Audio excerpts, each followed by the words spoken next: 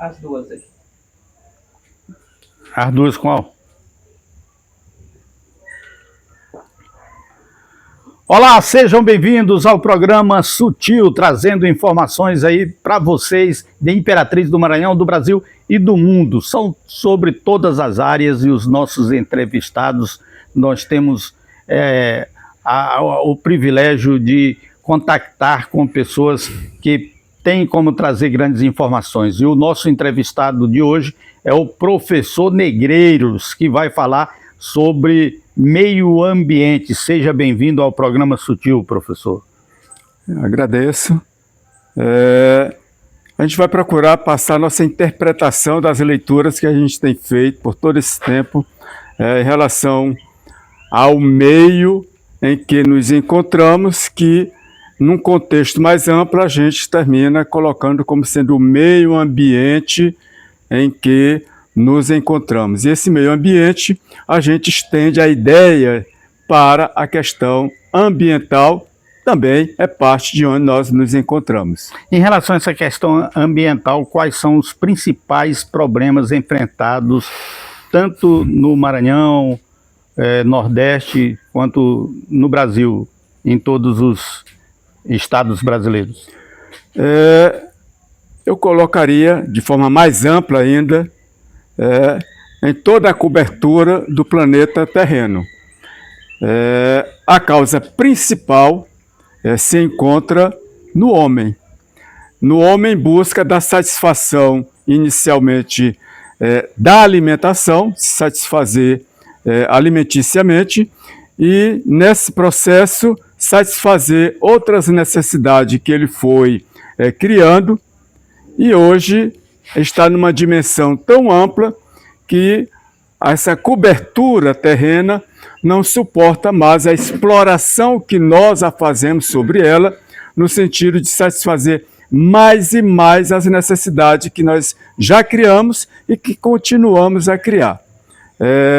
E nesse sentido, ela vai de como nós usamos, de certa forma, os nossos alimentos, quando nós expelimos os excrementos desses alimentos, que nós expelimos aí de uma forma inadequada, de forma irresponsável politicamente, aonde você vai contaminando a terra, vai contaminando as águas, vai contaminando as bacias d'água, contaminando os rios, e vai num processo longo.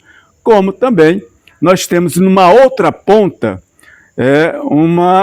um agravamento ambiental terreno do planeta, que hoje está bem visível. Você não faz ideia do quanto o que se bombardeia hoje nas duas guerras, aliás, nas três, Israel com relação à faixa de Gaza, Ucrânia e Rússia, e principalmente agora Israel e Estados Unidos com relação ao Irã.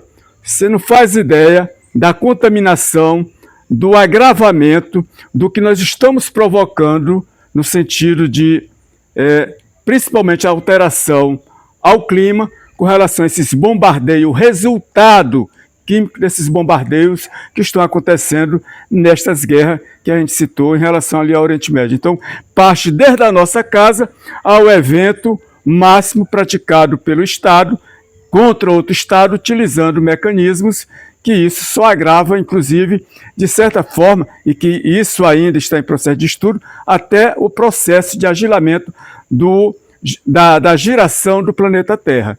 E logo, logo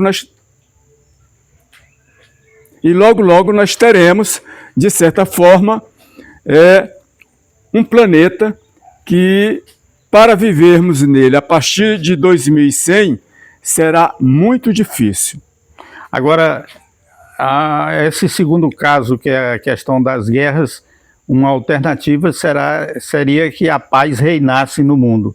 E em relação às matas verdejantes que têm sido destruídas, quais seriam os pontos positivos de solução? Primeiro que a questão Psicologicamente, nós temos dois comandos em relação à questão paz. Quando a gente fala de paz, é um sentido, é um comando psicológico, é uma forma de atuarmos. Quando a gente fala da paz, é outro oposto em relação ao mesmo termo paz, mas com resultados e consequência bastante adversa. A questão paz, aí se leva à questão da dualidade, paz e guerra. Guerra e paz. Nós vivemos em guerra com o meio ambiente, com o sistema terreno, que é o planeta Terra, desde quando nós passamos a caminhar sobre esse solo. Nós passamos a guerrear desde o momento, e aí deixamos de ser a paz, desde o momento em que começamos a tirar para nos alimentarmos a colheita das frutas, dos alimentos, a caça aos animais, a pesca. Só que era ainda de uma forma, como o programa diz, ser sutil, ambientalmente muito sutil.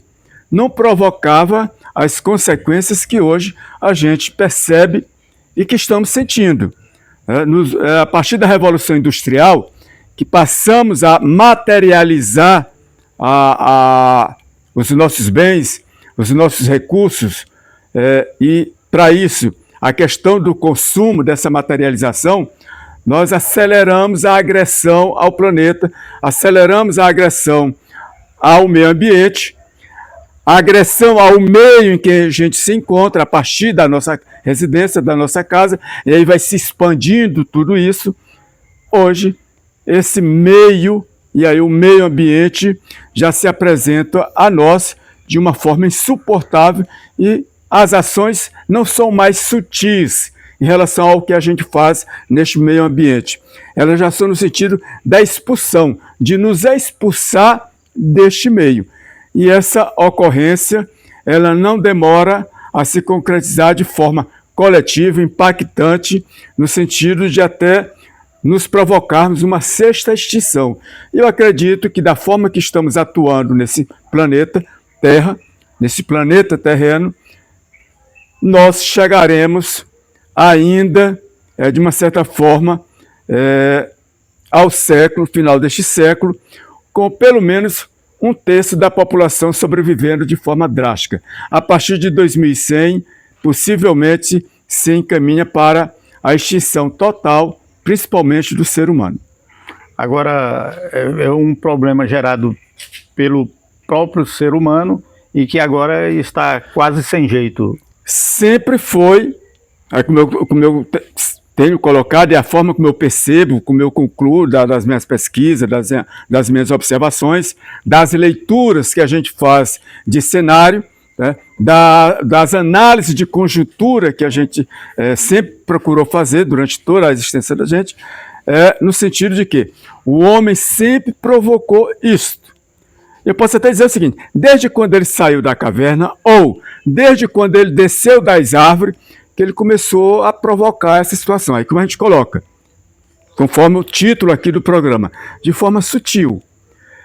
Até poucos anos, até agora, há uns 10 anos, você ainda não via na literatura científica a afirmação de que as consequências são em decorrência das ações humanas. Só que agora se afirma que realmente tudo o que tem acontecido, que está acontecendo e que estamos num ponto de inflexão, ou seja, de não retorno, de não recuperação mais desse solo terreno, é causado pelo homem, principalmente pela sua forma de consumo, de consumir, dentro de necessidades que eles criam, que essas necessidades nem sempre são úteis realmente à existência humana. Agora, professor, em relação à alimentação, tem como fazer aí um balanceamento, valorizando o meio ambiente e fazendo plantios agrícolas? Tem. O nosso problema está no quantitativo populacional. Esse quantitativo populacional, a gente pode até fazer uma comparação com ele. Numa certa plantação que se tem ali a presença de gafanhoto, esses gafanhotos não ameaçam a plantação pelo seu quantitativo. Mas na medida em que esses gafanhotos eles superam seu quantitativo populacional, vai se transformando em nuvens de gafanhoto onde posam, ali eles devoram tudo. Nós estamos no quantitativo populacional que não é diferente de um quantitativo de nuvens de gafanhoto. Nós somos nuvens de populações humanas devorando um espaço que hoje não suporta mais essa população humana. Isso é fato. E que a gente pouco aborda isso aí. Até porque, na medida que você vai abordar a questão do quantitativo da população humana em relação ao meio que ela se encontra e os elementos que ali estão para suprir sua necessidade, aí se vai pensar, se vai acusar, no sentido de que você está controlando a população, ou então de que você está defendendo que morra parte da população. Olha, e aí alega-se a questão de que, principalmente em sendo um cristão, você não pode pensar nesses aspectos. Como? E aqui não é uma provocação.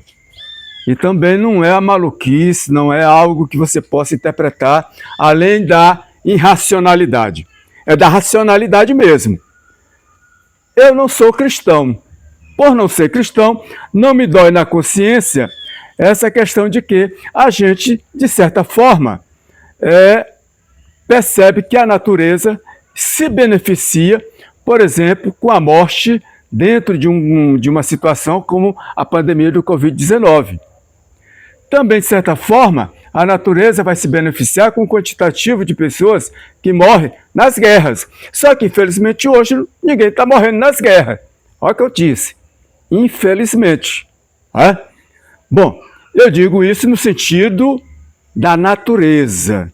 Eu digo isso no sentido de que, biblicamente, nós acreditamos, porque diz que está lá na Bíblia, a partir de Gênesis, que Deus fez tudo isso. Bom, se eu faço um produto, se esse produto é de boa qualidade, de péssima qualidade, de qualidade média, dependendo da qualidade desse produto, se eu faço esse produto, eu estou no produto, eu sou parte do produto. O produto é parte de quem o fez. Deus fez a terra, esse produto terra, Deus é parte desse produto. Este produto, terra, esse meio ambiente, é parte de Deus. Nesse sentido, a gente poderia até fazer uma comparação com uma ideia que a gente hoje desconhece do que significa o panteísmo, o panteão. Ou seja, tudo que a natureza cria de Deus é Deus, Deus é tudo isso que ele criou. Nesse sentido, é importante que se haja um controle para que tudo isso que Deus produziu, fez, lá diz que em 7 dias, Deus está em tudo isso é Deus. Então, de certa forma, não é uma agressão, não é uma irresponsabilidade dizer que tem que haver um controle sobre isso e que ele está no comando deste controle também. Uma mensagem à humanidade nesse aspecto. A mensagem é que a humanidade, que ainda não é a humanidade, ela se reconheça ainda como um animal considerado um bipédes, humano entre aspas, mas que não tem a humanidade que o humano necessita, que o humano precisa.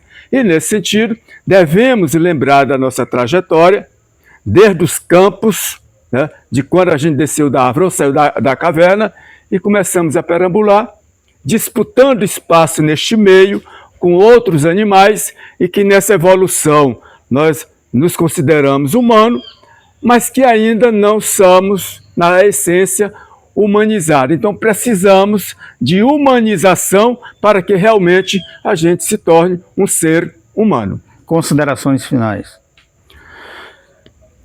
É que, dentro das considerações que a gente habitualmente faz, é que, infelizmente, o ser humano vai entrar em extinção sem ter atingido, na sua essência, a humanidade, principalmente a cristã que ele tanto alega ser. Nós recebemos nos nossos estúdios o professor Negreiros e em breve traremos mais informações com mais entrevistados aqui. O importante é deixar você bem informado. Obrigado pelo carinho da audiência. Deixa eu dizer uma coisa. Você só provoca